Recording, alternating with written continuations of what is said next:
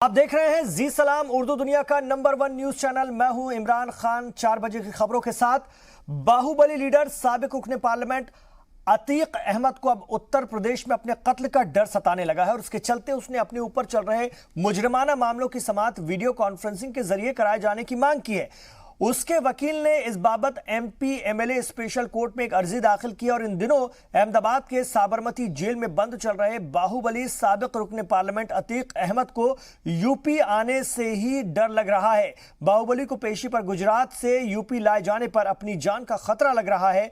अतीक अहमद को डर है कि कहीं रास्ते में उसका कत्ल न कर दिया जाए, इसलिए उसने अपने वकीलों के जरिए वीडियो कॉन्फ्रेंसिंग से मुकदमे की सुनवाई की अर्जी दाखिल की है।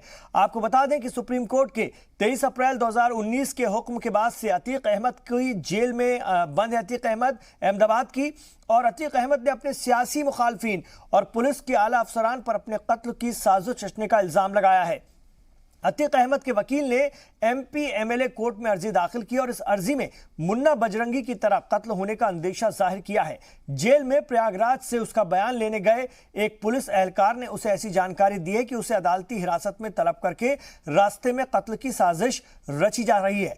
बाहुबली ने अपनी अर्जी में कहा है कि इससे पहले अदालती तहवील में कई बंदियों की कत्ल हो चुका है और 2019 में मुन्ना बजरंगी की बागपत जेल में मुखालफत ने और मुखालिफिन ने बाद में कत्ल कर दिया था। इसके साथ ही कोविड-19 के चलते भी गुजरात से समन न किए जाने की मांग इस अर्जी में की गई है। अतीक अहमद की अर्जी पर सुनवाई करते हुए एमपी एमएलए स्पेशल कोर्ट के जज डॉक्टर बाल मुकुंद ने 5 पेज का हुक्मनामा पास किया है। अतीक ने अर्जी में अहमदाबाद से प्रयागराज के बीच 1405 किलोमीटर की दूरी का हवाला देते हुए स्पेशल कोर्ट में चल रहे मुकदमों से वीडियो कॉन्फ्रेंसिंग के जरिए सुनवाई की मांग की है।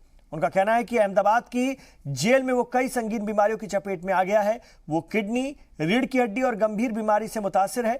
इसके साथ ही शुगर, टाइप 1 और हाई ब्लड प्रेशर का भी वो शिकार है और इसी बुनियाद पर उसे नैनी से अहमदाबाद हवाई खिदमात के जरिए ट्रांसफर किया जाए।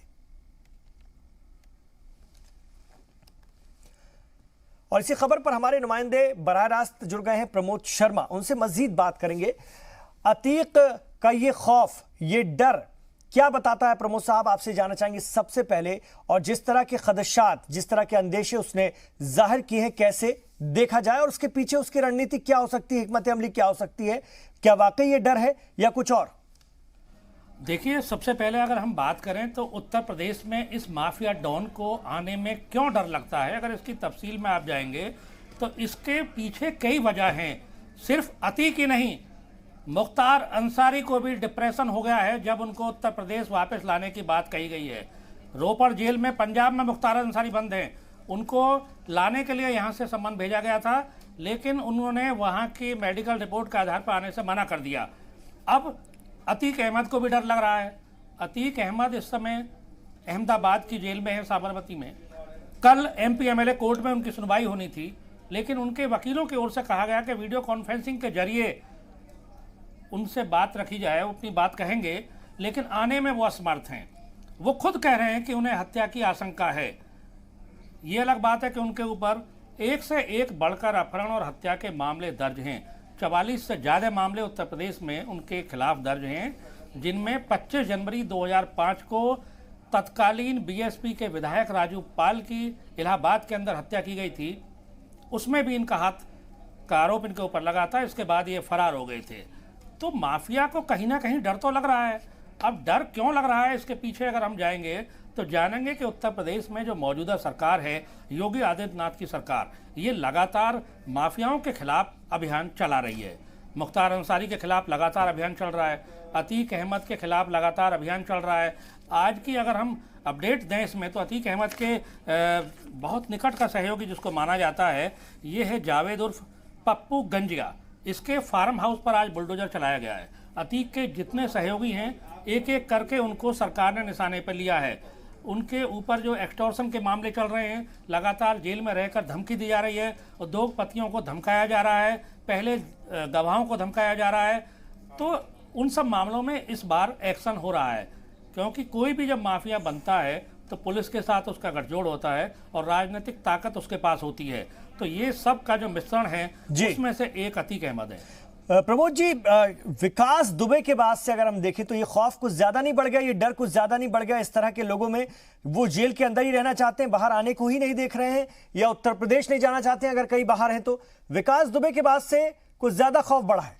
बिल्कुल आप सही फरमा रहे हैं, क्योंकि देखिए विकास दुबे भी एक चुनौती बन गया था। उसने कानून को चुनौती देने की हिमाकत की थी। उसने 8 पुलिस वालों को सरेआम मौत के घाट उतारा और उसने एक चुनौती पेश की उत्तर प्रदेश की सरकार के सामने। लेकिन उसका अंत क्या हुआ वो सबके सामने है। वो एक एनकाउंटर में मारा गया। ये अलग बात है कि उसकी ओर से कहा जा रहा है कि उसको जब मध्य प्रदेश से लाया जा रहा था तब प्रदेश पुलिस की गाड़ी पलट गई। ये आशंका मुख्तार अंसारी भी व्यक्त कर रहे हैं, ये आशंका अतीक अहमद भी व्यक्त कर रहे हैं। उन्होंने कल साफ साफ ये कहा है अपने वकीलों के माध्यम से कि मेरी गाड़ी भी 1450 किलोमीटर उसको जाना पड़ेगा, तो बहुत लंबा सफ़र है, उसके खिलाफ साजिश हो सकती है, पुलिस के कुछ नुमाइंदे भी उस साजिश में हो सकते हैं, उसकी हत्या हो सकती है। तो कहीं ना कहीं जो विकास दुबे का जिस तरह से एनकाउंटर हुआ है वो एक नज़ीर तो बन रहा है इन जो घोषित माफिया हैं, और उनके मन में कहीं ना कहीं उनके दिल में ये डर तो जरूर बैठा हुआ है कि अगर वो उत्तर प्रदेश जाते हैं तो उनका भी एनकाउंटर हो सकता है। यहाँ मैं एक बात आपको बताना चाहूँगा कि कल बुलंदशहर में एक चुनावी सभा में सूबे के मुख्यमंत्री योगी आदित्यनाथ ने कहा था कि गुंडे या तो उत्तर प्रदेश छोड़ दें या गुंडागर्दी छोड़ दें, नहीं तो उनका राम नाम सत्य हो जाएगा।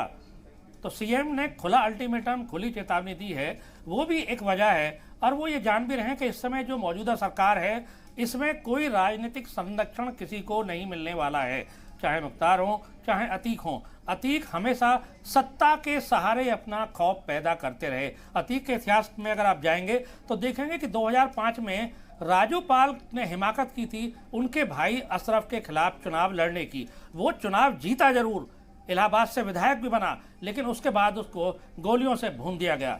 राजू पाल अशरफ को हराकर चुनाव जीता था। उसके हत्या में अशरफ नामजद था, अतीक पर षड्यंत्र का आरोप था। उसके बाद अतीक फरार हो गए। मुलायम सिंह की सरकार की बहुत बदनामी हुई जब बाद में उनको पार्टी से भी निकाला गया, क्योंकि उस समय सत्ता परिवर्तन हो गया था और मायावती उस समय अतीक के बहुत खिलाफ थी। तो कुल मिला के इस समय जो माहौल है इसमें राजनीतिक संरक्षण मिलने की किसी को आशंका संभावना नहीं है। इसी से माफियाओं के मन में और दिल में जो डर है वो ये बैठा हुआ है। बहुत शुक्रिया प्रमोद शर्मा जी इस पूरी बातचीत के लिए और पूरी जानकारी के लिए। तो अतीक अहमद को अब खौफ सता रहा है, उत्तर प्रदेश आने में डर लग रहा है, अपनी जान का खतरा बताते हुए अपने वकीलों के जरिए अदालत से मांग की है कि उन्हें वीडियो कॉन्फ्रेंसिंग के जरिए ही सुना जाए, क्योंकि उत्तर प्रदेश में उनके कत्ल की साजिश रची जा रही है। इस तरह का खदशा वो जाहिर कर रहे हैं।